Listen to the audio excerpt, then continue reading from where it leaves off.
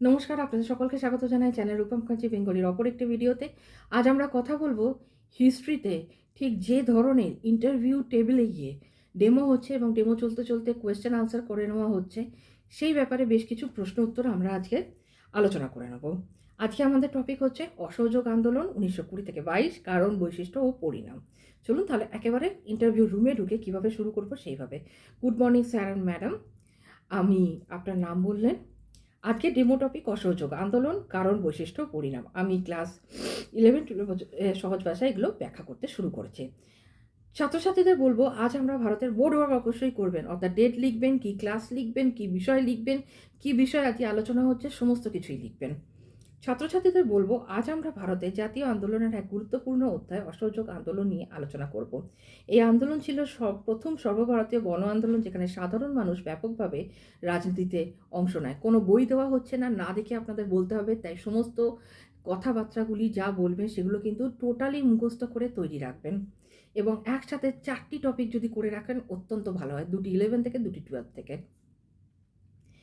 বোর্ডে এবার লিখবো আমরা রাওলাট অ্যাক্ট, জালিয়ানওয়ালাবাগ, খিলাফত আন্দোলন, গান্ধীজির নৈতিক অসহযোগ নীতি, এগুলি ছিল অসহযোগ আন্দোলনের কারণ। রাওলাট অ্যাক্ট, বিচারবিহীন গ্রেপ্তার আইন ভারতীয়দের ক্ষুব্ধ করে।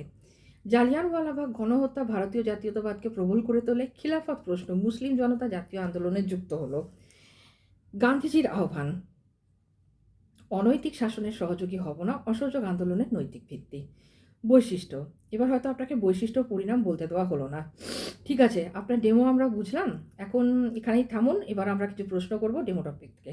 হয়তো ডেমো টপিক বলাই হলো না, তাকে বলা হলো থামুন, এবার আমরা প্রশ্ন করব।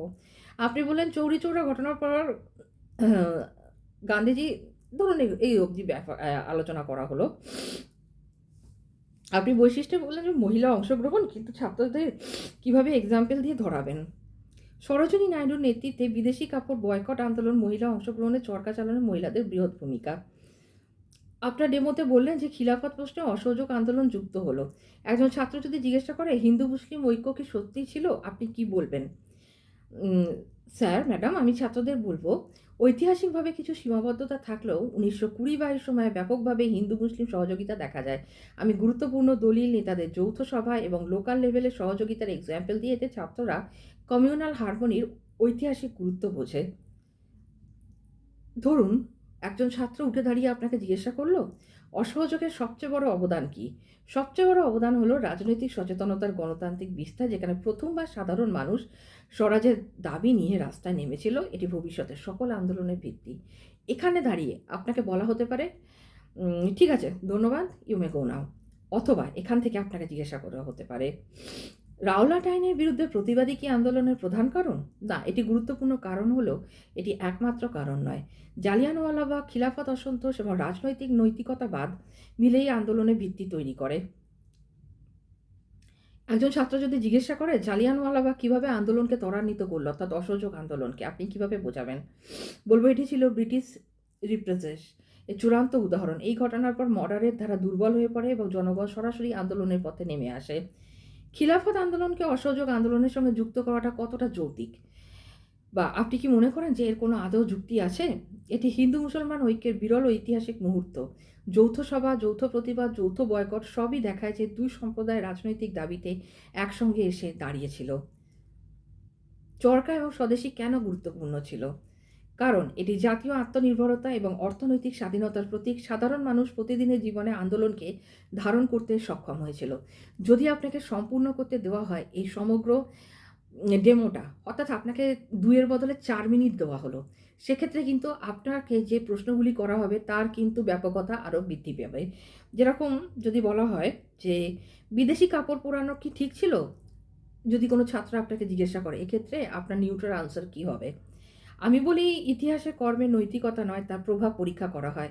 এটি স্বদেশী শিল্পকে পুনরুজ্জীবিত করে ব্রিটিশ বাণিজ্যকে চ্যালেঞ্জ জানিয়েছিল। শান্তিপূর্ণ আন্দোলন হওয়া সত্ত্বেও কেন চৌরি চৌরা ঘটল? গ্রামীণ অসন্তোষ, পুলিশের দমননীতি, স্থানীয় সমস্যার সমন্বয়হীনতা, এগুলি গরিব কৃষকদের উত্তেজিত করেছিল, যার বহিঃপ্রকাশই গড়ে ওঠে চৌরি চৌরা ঘটনা। গান্ধীজি চৌরি চৌরার পরে আন্দোলনে প্রত্যাহার করলেন, এটির ইতিবাচক দিক কি? তিনি অহিংস নীতির উপর নিজের অবস্থান দৃঢ় করেন। এটি বিশ্বে তার নৈতিক নেতৃত্বকে আরও শক্তিশালী করে তোলে। আচ্ছা, গান্ধীজির অসহযোগ আন্দোলন প্রত্যাহার করে নেওয়ার নেতিবাচক দিক কী ছিল? অনেক তরুণের মনে হতাশা, বিপ্লবী আন্দোলনের উত্থান এবং জাতীয়তাবাদের ভেতরে এক ধরনের বিভাজন আমরা কিন্তু দেখতে পাই। এই বেশ কিছু প্রশ্নের আমি আপনাদের মডেল কোয়েশ্চেন আনসার দিলাম। এ সম্পর্কিত যদি আপনাদের কোনো প্রশ্ন থাকে অবশ্যই আমাকে করতে পারেন। আমি আপনাদের যথাযথ উত্তর দিয়ে সাহায্য করার চেষ্টা করব। অবশ্যই চ্যানেল সাবস্ক্রাইব করবেন। দেখা হচ্ছে পরের ভিডিওতে। আপনাদের জন্য রইল অগ্রিম শুভেচ্ছা। ধন্যবাদ। নমস্কার।